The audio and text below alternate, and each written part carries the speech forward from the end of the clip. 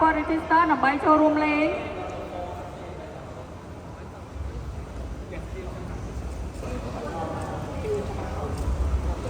អូខេ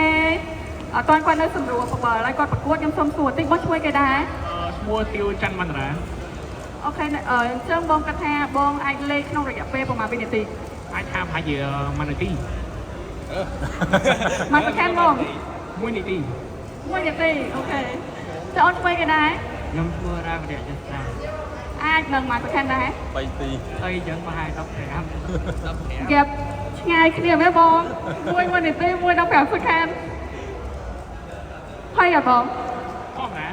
ធម្មតាណាបងចូលភ័យអត់អីតិចដែរ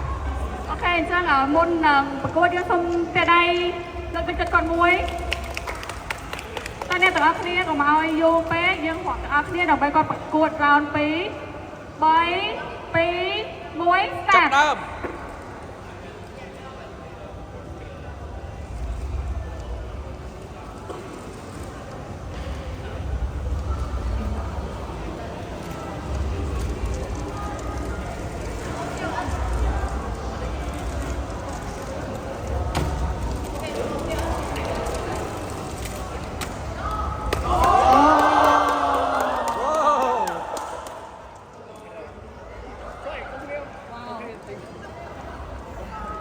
គេអើឈ្នះហើយគេអើឈ្នះចាប់ដៃមួយតែដៃគាត់មួយអត់ទេហ៎បងមិនបានខកទេចឹងមិនលោនេះថ្ងៃតិចតែចឹងហើយអ្នកខ្លាំងណាស់គេលាក់ទឹកដៃចឹងហើយនៅពេលប្រកួតទៅមិនដឹងច្បាស់ហ្មងអញ្ចឹងយើងហត់ឃើញអ្នកឈ្នះហើយអបអរសាទរគាត់មួយ